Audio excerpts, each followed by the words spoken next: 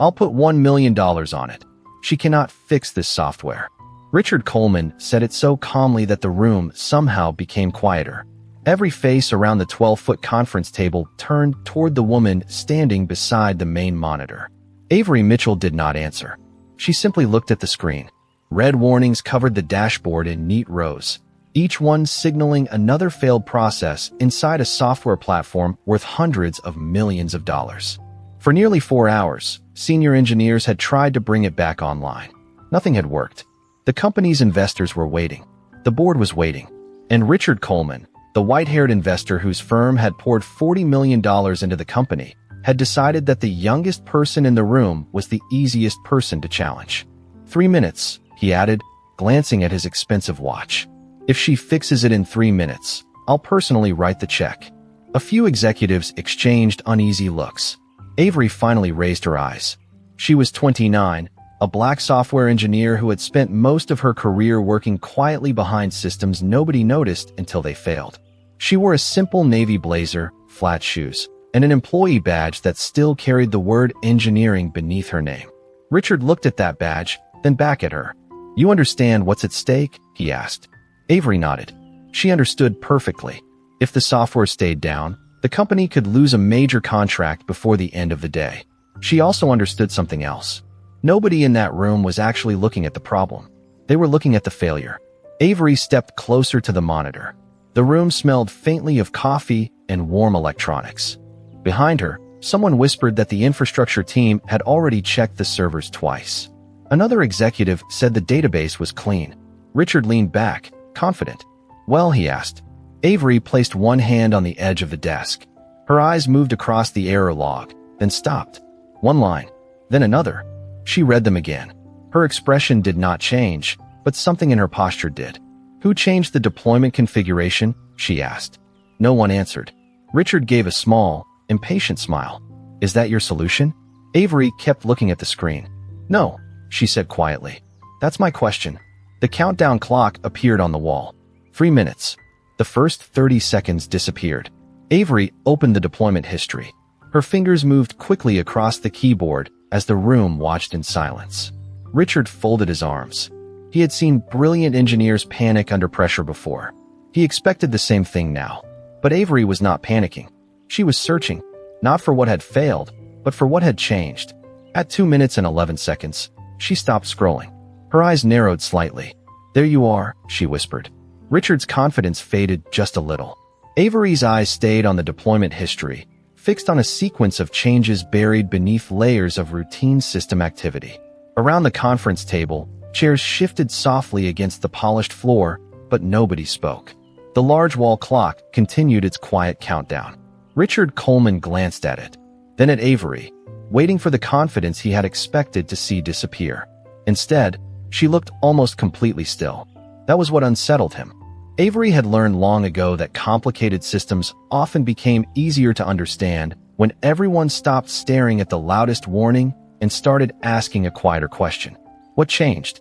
She had not grown up surrounded by expensive computers or private tutors. Her mother had worked long shifts at a hospital in Ohio, and Avery had spent much of her childhood learning how to make things work with whatever was available. Her first computer had been an old desktop passed down by a neighbor. The screen flickered. The keyboard was missing 2 keys. The machine took several minutes just to start. Avery loved it anyway. She wanted to know why it worked, why it failed, and what happened between those 2 moments. By 16, she was building small programs after school. By 19, she was studying computer engineering on a scholarship. By 24, she was writing systems that handled thousands of requests every minute. Yet none of that history was visible in the conference room. Richard only saw an employee badge. He did not know that Avery had once spent an entire weekend tracing a single software error through more than 80,000 lines of code because she refused to accept that the problem was random. He did not know that she kept handwritten notes beside her monitor because she trusted patterns more than assumptions. He did not know that when other engineers saw 10 error messages, Avery often saw one decision that had caused all 10. Her current company had hired her 2 years earlier, but she had never been the loudest person in the room. She rarely interrupted executives. She did not compete for attention. She listened. She watched. She remembered. That habit had sometimes worked against her. In meetings, people occasionally explained technical concepts to her that she had already designed. When senior managers asked for opinions, they sometimes looked past her toward someone with a more impressive title. Avery never complained. She simply kept learning. Now, with less than 2 minutes remaining, she opened another window and pulled up the deployment history from earlier that morning. The lines appeared one after another. At 9:14 in the morning, a configuration file had been updated. At 9:16, the first warning appeared. At 9:18, the system began rejecting requests. Everyone else had focused on the database because the database was where the visible errors ended up.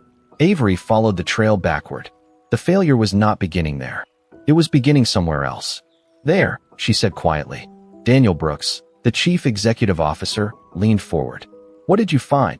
Avery did not answer immediately. She opened the configuration file and compared it with the previous version. One setting had been altered. A single environment variable was pointing the software toward an outdated service. It was a tiny change with a massive consequence. Richard stood from his chair. "Can you fix it?" Avery looked at the clock. 1 minute and 7 seconds remained. "I think so." Richard gave a short laugh. "You think so?" Avery finally turned toward him. Her voice remained calm. "I know where the problem is. I am checking whether the fix will create another one." That answer changed the room. The executives stopped watching Richard. They started watching her. Avery returned to the keyboard. She did not rush. She checked the dependency, verified the service path, and reviewed the last successful deployment. Every movement was deliberate. The second hand moved again. 48 seconds. 39. 31. Richard looked at the screen, then at Avery. For the first time that morning, he was no longer waiting for her to fail. He was waiting to see what she would find next. Avery kept her eyes on the configuration file as the countdown slipped beneath 30 seconds. The room had become so quiet that she could hear the faint hum of the conference room ventilation above the soft tapping of her fingers against the keyboard. Richard Coleman remained standing near the end of the table, his expression no longer amused. Daniel Brooks watched Avery with the uneasy concentration of someone who knew that the next few seconds could determine whether his company kept one of its largest clients. Avery opened the previous deployment record and compared it with the current configuration line by line. There was no dramatic secret hidden inside the code. No impossible algorithm. Just one small change that had been made without anyone realizing how many other systems depended on it. That was the thing Avery had always understood about software. The most dangerous problems were rarely the loudest ones. Sometimes they were only a few characters buried where nobody thought to look. 21 seconds. Avery copied the current configuration into a temporary workspace and tested the corrected service path. The result appeared on the screen. Success. She checked it again, then a third time. "What are you waiting for?" Richard asked. Avery did not look up. "Confirmation. You have it." "Not from you." Richard frowned. Daniel stepped closer. "What do you need?" "The deployment record from 9/12 this morning." Daniel turned toward his operations manager. "Get it." The manager hurried to another workstation. Avery continued reviewing the system. She knew something the others did not. Fixing a broken connection without understanding the dependency could restore the software for a few minutes and then create another failure somewhere else. She would not trade one problem for two just to win a bet. That was how Avery had worked since she entered the industry. She had seen talented people chase speed because executives demanded an answer immediately. She had also watched those same quick fixes become bigger problems weeks later. Avery preferred certainty, not perfect certainty. Enough certainty to know that the solution would hold. The operations manager returned with the deployment record. "Here." Avery opened it. Her eyes moved down the page. Then she stopped. "Who approved this change?" Daniel looked over her shoulder. The record showed a name from the investment technology team, not the engineering department. Richard stepped closer. "That cannot be right." Avery enlarged the entry. The timestamp matched the first warning almost exactly. 9:14 in the morning. A configuration update had redirected the application toward an older service environment. The database had been working. The network had been working. The application had simply been told to look in the wrong place. Richard stared at the screen. So all those engineers were searching the wrong system? Avery shook her head. They were searching where the errors appeared. She pointed to the configuration entry. The cause was here. Daniel exhaled slowly. "Can you restore it?" Avery looked at the clock. 12 seconds. Yes. Her fingers moved again. She changed the environment variable, saved the configuration, and prepared the deployment. 5 seconds. Richard watched the clock. 4, 3, 2, 1. Avery pressed enter. For a moment, nothing happened. The red warnings remained across the monitor. Nobody moved. Then one indicator turned green. Another followed. The error count began falling. 20 errors. 11, 6, 2, 0. The main dashboard refreshed. The software was online. Daniel stared at the screen as if he needed another person to confirm what he was seeing. Around the table, nobody spoke. Richard slowly lowered himself back into his chair. Avery removed her hand from the keyboard.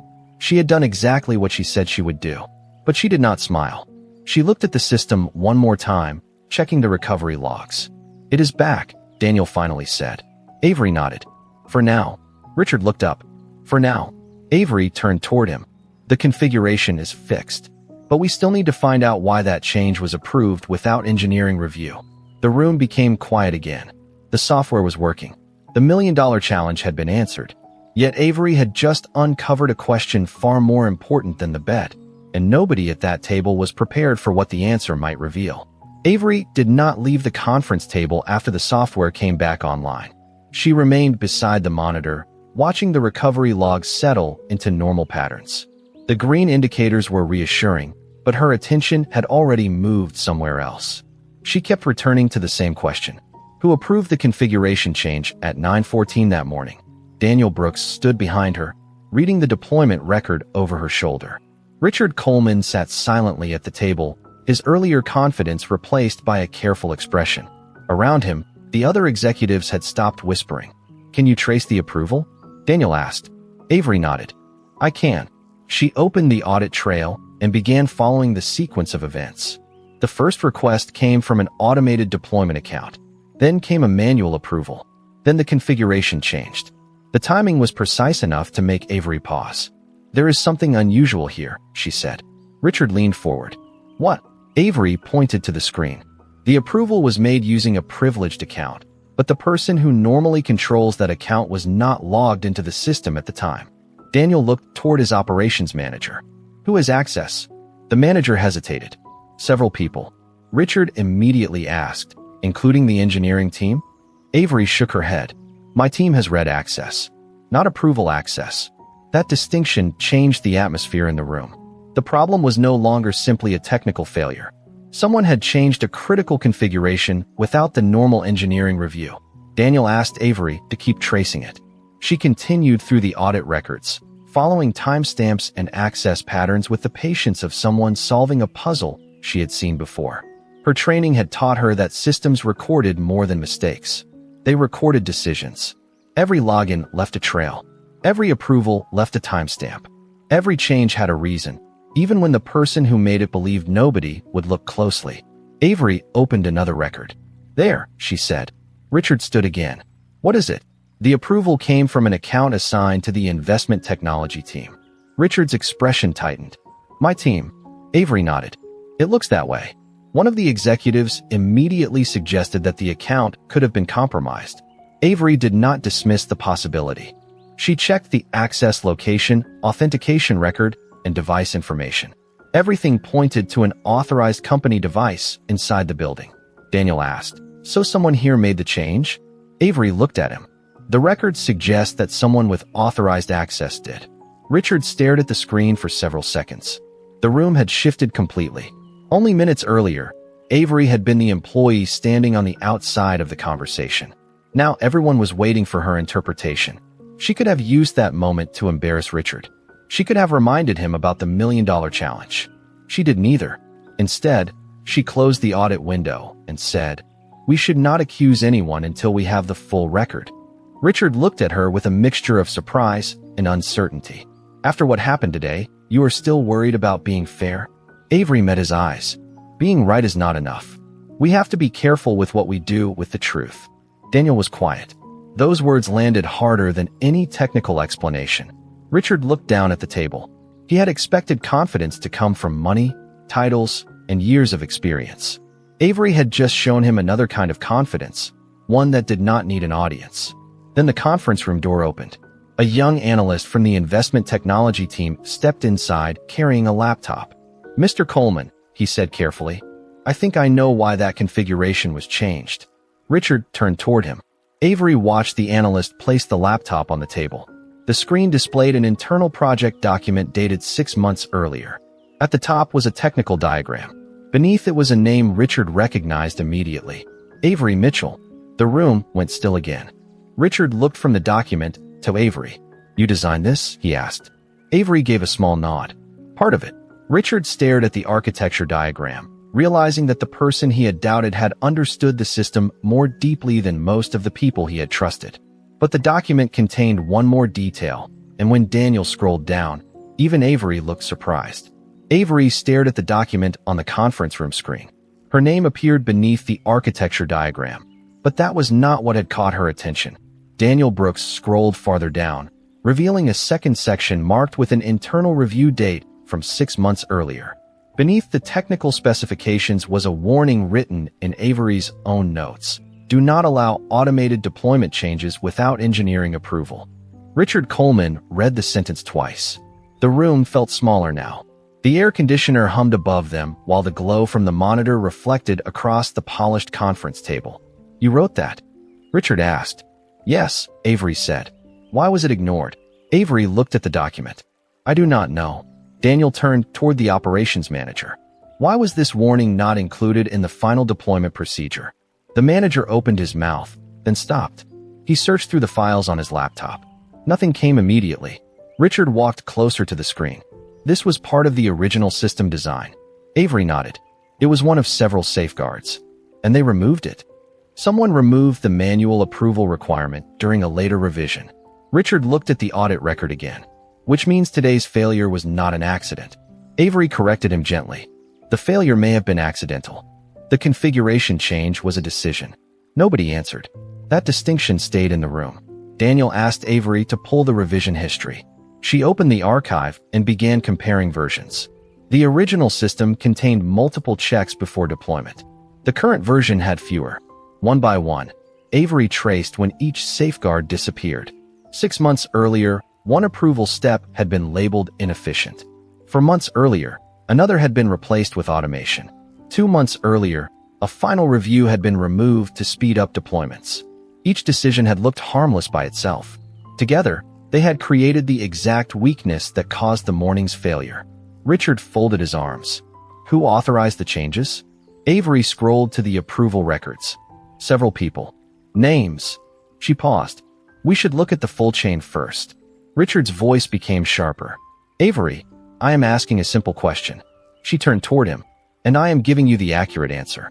The room fell silent. Daniel looked at Richard, then back at Avery. For the first time, nobody seemed willing to interrupt her. She returned to the records. The first revision had been approved by a senior engineering manager. The second had been approved by operations. The third had been approved by an investment technology administrator. Then Avery found something that made her stop. The administrator's approval had been entered under a project code connected directly to Richard's investment firm. Richard noticed her expression. What? Avery enlarged the record. This approval came through your office. Richard stepped closer. That does not mean I approved it. I know. Her answer was immediate. She was not accusing him. She was following the evidence. Richard stared at the screen. Then who did? Avery opened the access details. The approval had been entered from a company laptop at 8:57 in the morning, less than 20 minutes before the system began failing. The device belonged to a senior investment analyst named Mark Reynolds. Daniel recognized the name. Mark has been working on the investor reporting package all week. Richard looked toward the door. Get him in here. Avery closed the file. Before we do that, there is something else. Daniel turned back. What? Avery pointed to the original architecture document. The change was not made because someone misunderstood the system. She enlarged a technical note attached to the revision. They knew this setting affected the service path. Richard's face became still. Then why change it? Avery read the final line of the note. Her voice remained calm. To make the deployment process faster, Daniel slowly lowered himself into his chair. The company had spent hours searching for a technical failure that had been created by a business decision. And the person who had warned them months earlier had been standing quietly in the room all along. Richard looked at Avery. Why did nobody listen to you? Avery looked back at the screen. Because the warning came from an engineer nobody thought needed to be in the decision. For several seconds, Richard said nothing. Then the conference room door opened again. Mark Reynolds stepped inside, carrying his laptop and looking confused. He glanced at Richard, then Daniel, then Avery. You wanted to see me? Richard looked toward the screen. Yes, Mark.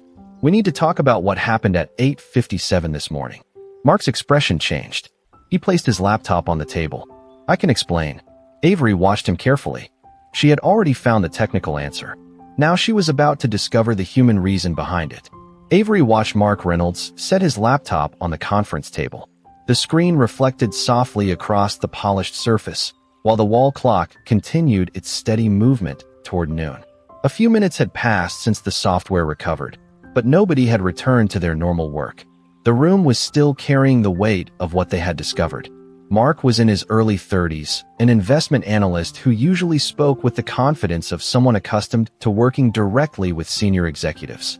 Now his hands rested carefully beside the laptop. I can explain, he said again. Richard Coleman remained standing. Then explain. Mark opened the deployment record. The system was becoming too slow during investor demonstrations. We had been told the deployment process needed to be faster. I was asked to remove one of the manual approval steps. Daniel Brooks frowned. Who asked you? Mark hesitated. Avery watched him without saying a word. The silence stretched. Mark finally looked toward Richard. Your office. Richard's expression changed. My office. The instruction came through the investment technology team. I assumed it had already been reviewed. Richard looked down at the table. For once, he did not immediately have an answer. Avery could see the pieces connecting. The change had not been made by someone trying to damage the company. It had been made because someone wanted a smoother demonstration, a faster process, fewer delays. The intention may have been reasonable. The decision had not been. Avery returned to the screen and opened the original design. This approval step was there for a reason, she said. Mark nodded. I understand that now. Did you read the warning? Avery asked. Mark looked uncomfortable. I saw it. Richard looked at him sharply. You saw it? Yes. The words seemed to settle over the room. Avery leaned back slightly. She could have pointed out that she had warned them months earlier. She could have reminded everyone that her name was already on the architecture document. Instead, she looked at the technical notes and said, then the real problem was not the software. Daniel slowly nodded. It was the decision process. Avery closed the laptop. For several seconds, the room was completely still. Sunlight had shifted across the windows, leaving a pale rectangle of warmth on the floor. The tension that had filled the room earlier had changed into something quieter. Richard looked at Avery. You knew this could happen? I knew the risk existed. And you tried to warn us. Yes. How many times? Avery paused. 3. Richard lowered his eyes. 3 warnings. 3 opportunities to listen. He remembered the meeting from 6 months earlier. He had not attended the entire session, but he remembered seeing Avery's name on the technical review. At the time, she had been introduced simply as an engineer. He had never asked what she had designed, never asked what she knew, never considered that the quiet person taking notes at the end of the table might understand the system better than the people discussing its future. Avery walked toward the window. Outside, downtown traffic moved steadily along the streets below. From the 32nd floor, the cars looked small and distant, their movement reduced to lines of color beneath the morning light. She rested her hand lightly against the glass. Why did you not push harder? Richard asked. Avery looked outside for a moment before answering. Because I did push. They just did not hear me. Her voice was not bitter. That made the sentence more difficult to hear. Richard looked at her again. The woman he had challenged less than an hour earlier had every reason to remind him of his mistake. Instead, she stood quietly by the window, leaving the room to sit with the truth. Daniel finally spoke. Avery, what would you change? She turned back toward the table. Not just the configuration. The process. How? Engineers need to be in the room when technical decisions are made. She pointed toward the architecture document. And warnings need to remain visible even when they slow us down. Richard looked at the diagram one more time. The $1 million challenge suddenly seemed almost insignificant. He had believed the important question was whether Avery could fix the software. He was beginning to understand that the more important question was why nobody had trusted her before it failed. Avery returned to her chair. The room was quiet again, but this time the silence felt different. It was no longer the silence of people waiting for her to prove herself. It was the silence of people finally listening. Avery returned to the conference table, but something had changed in the room.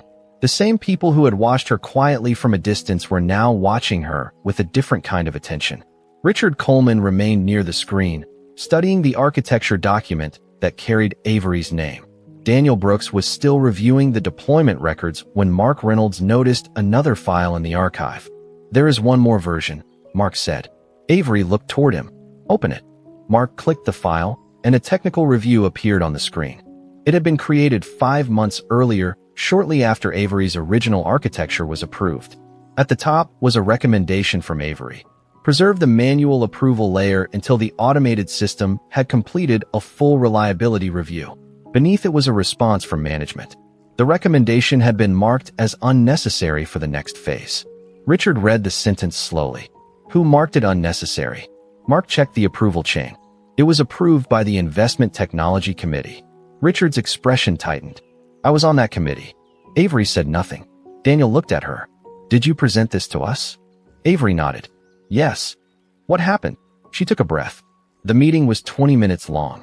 We spent 15 minutes discussing the launch date." The room became quiet again. Richard remembered that meeting. He remembered the presentation slides, the financial projections, the projected customer growth.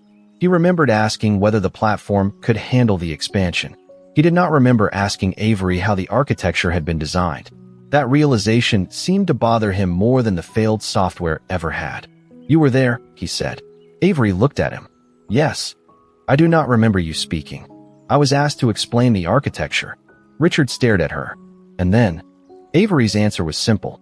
The conversation moved on. Daniel closed his laptop. "So the safeguard was not removed because it was defective?" Avery shook her head. "No. It was removed because people believed speed was more valuable than review." Mark looked down. "That is what we were told." Richard walked slowly toward the window. Beyond the glass, the city stretched beneath a bright afternoon sky. Thousands of people moved through streets and offices, each person making decisions that could affect someone they might never meet. He had spent decades believing that good leadership meant making decisions quickly. Today, a quiet engineer had shown him that sometimes the greatest mistake was not making a bad decision. It was making an important decision without listening to the person who understood the consequences. Daniel turned back to Avery. "What happens if we leave the system as it is?" Avery answered immediately. "The same category of failure can happen again." "How soon?" "Anytime." That single word carried more weight than a long explanation. Daniel looked toward Richard. "We need a full review." Richard nodded. Then he looked at Avery. "Will you lead it?" Avery paused. The question was unexpected. For months, she had been the engineer people called when something broke, not the person invited to decide how the system should be built. "If I lead it," she said, "I need authority to stop changes that create unacceptable risk." Daniel nodded. "You will have it." Richard remained silent for a moment. Then he said, "And I want every technical warning preserved in the record." Avery studied his face. There was no arrogance in his voice now, but she knew words alone were not enough. "Then make sure the process reflects that," she said. Richard nodded. The room settled into another quiet pause. Avery opened the architecture file again and began outlining the review. She did not celebrate. She did not mention the $1 million. She simply returned to the work. That was when Daniel noticed something on the screen. At the bottom of the original architecture document was a line Avery had written when she was first designing the system. It was not a technical instruction. It was a principle. A system is only as reliable as the decisions made around it. Daniel read it aloud. Richard looked at Avery. For the first time, he seemed to understand that the software had not been the only thing she had fixed that day. She had also exposed a deeper failure, one that money could not solve with a single investment. It required humility. It required listening. And before the meeting ended, Richard realized there was one person in the building whose judgment he should have trusted long before the screen ever turned red. A week later, Avery stood in the same conference room with a different kind of silence around her. The software had remained stable since the incident, but the company had not simply moved on. Daniel Brooks had ordered a full review of the deployment process, and every technical change now required engineering approval. The new procedure was not dramatic. It was a series of careful checks, clear responsibilities, and one rule that Avery insisted on keeping. The person responsible for the technical consequences had to be present when the decision was made. Richard Coleman had attended every review meeting that week. He listened more than he spoke. On Friday afternoon, he arrived carrying a slim folder and placed it on the table in front of Avery. "This is for you," he said. Avery opened it. Inside was a formal proposal naming her principal engineering lead for the platform modernization project. The position came with authority over technical approvals, a larger team, and a salary increase that Daniel had already approved. Avery looked at the document, then at Richard. "You do not have to give me this because of what happened." Richard shook his head. "I know." His voice was quieter than usual. "That is why I am giving it to you." Avery waited. Richard took a seat across from her. For several seconds, neither spoke. The polished table between them reflected the afternoon light from the windows. Finally, Richard said, "I was wrong about you." Avery did not rush to answer. She knew an apology could be sincere and still be incomplete. What mattered was what came after it. "You judged me before you knew my work," she said. Richard nodded. "I did. And you were not the only one." Richard looked toward the glass wall. "I know." Avery closed the folder, then changed the process, not just the words. Richard looked back at her. "That is what I am trying to do." He opened his own folder and showed her a revised investment review policy. The new policy required technical leaders to participate in decisions involving system architecture, security, deployment, and operational risk. It also required the reasoning behind major changes to be documented and preserved. Avery read each page carefully. There was no dramatic celebration, no applause, just a quiet acknowledgement that something had finally moved in the right direction. Daniel entered the room a few minutes later. "The board approved the changes," he said, "and they approved your leadership role." Avery nodded. Daniel smiled. "There is one more thing." He placed a small envelope beside the folder. Avery opened it and found a check. $1 million. She looked at Richard. "I cannot accept this." Richard smiled faintly. "It is not payment for fixing the software." "Then what is it?" "A reminder." Avery waited. Richard continued. "I made a bet because I thought money gave me the right to decide what someone was capable of. I was wrong." Avery looked down at the check. "What do you want me to do with it?" Richard answered. "Use it for something that would have helped you when you were starting out." Avery was quiet. The next morning, she donated the full amount to the engineering scholarship fund at the state university where she had studied. The announcement was made without her name on the headline. She asked the university to use the money for students who had the ability to become engineers but lacked the financial support to get there. Months later, Richard attended a small scholarship event at the university. Avery stood near the back of the room, speaking with several students. One young woman told her that she had been considering leaving engineering because she did not feel like she belonged. Avery listened, then said, "You do not have to look like everyone else to belong in the room." Richard heard the sentence from several feet away. He remembered the conference room, the red warnings, the countdown clock, and the moment he had looked at Avery and assumed he already knew her limits. Now he watched students gather around her, asking questions about software and careers. Nobody was impressed by her because of her title. They were listening because she had something worth hearing. Richard approached her after the event. "Avery." She turned. "Yes." He held out his hand. "Thank you for not making me pay for my mistake with my dignity." Avery looked at his hand, then shook it. "Everyone deserves the chance to learn," she said. Richard nodded. The conversation ended there. No grand speech was necessary. Outside, evening lights settled across the campus buildings, warm against the windows. Avery walked toward the students waiting for her, while Richard remained behind for a moment, watching her go. The woman he once dismissed had not simply fixed a software system. She had changed the way an entire company understood who deserved to be heard. Several months later, the conference room looked almost exactly the same, but Avery no longer felt like a visitor inside it. The long table still reflected the afternoon light. The city still moved quietly beyond the glass windows, and the monitors still carried the steady blue glow of the software she had helped build. What had changed was harder to measure. Engineers now spoke before decisions were finalized. Technical warnings stayed in the record. Deployment changes could no longer bypass review simply because someone wanted a faster result. The system had become more reliable, but the larger change had happened in the people around it. Avery stood near the window after another successful review, holding a paper cup of coffee that had already gone cold. She looked down at the streets below and remembered the day everything had started. The red warnings. The 3-minute countdown. Richard Coleman asking whether she understood what was at stake. It felt strangely distant now. The conference room door opened. Richard stepped inside. He was carrying no folder, no presentation, and no financial report. He simply walked to the table and placed a small note beside Avery's laptop. She picked it up. It was a photograph from the scholarship event at her university. Avery was standing among several engineering students, smiling as they talked around her. On the back, Richard had written only one sentence. "I should have listened sooner." Avery read it once, then placed the photograph beside the laptop. Richard looked toward the screen. "The platform passed the final review this morning," he said. "Daniel told me. You built something remarkable." Avery smiled faintly. "A lot of people built it." Richard nodded. He had learned that answer from her. She never treated success as something that belonged to one person. That was another reason the students at the university had trusted her. Avery looked at the photograph again.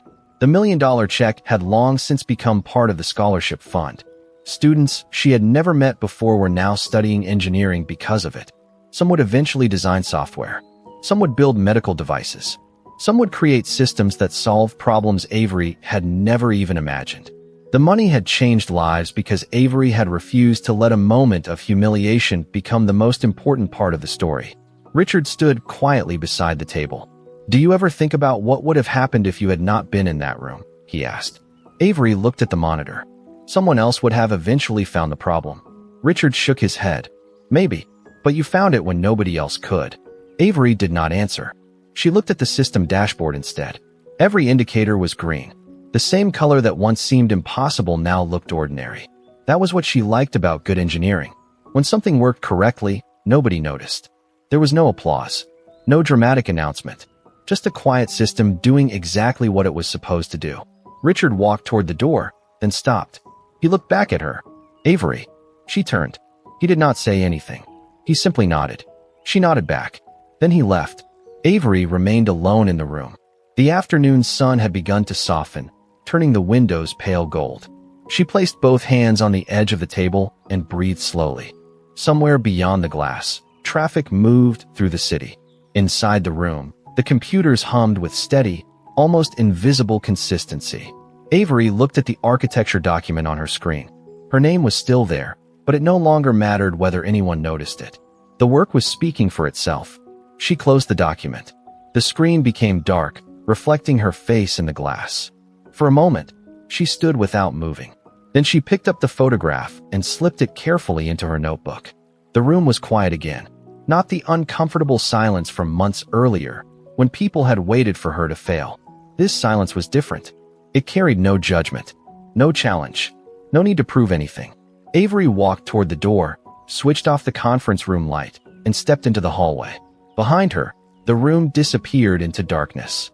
Ahead, warm light stretched across the floor. She kept walking. There was no speech, no celebration, and no final argument. Only the soft sound of her footsteps moving through the quiet hallway, and the simple truth that sometimes the strongest answer is not the one spoken after someone underestimates you. It is the life you build after you no longer need their approval.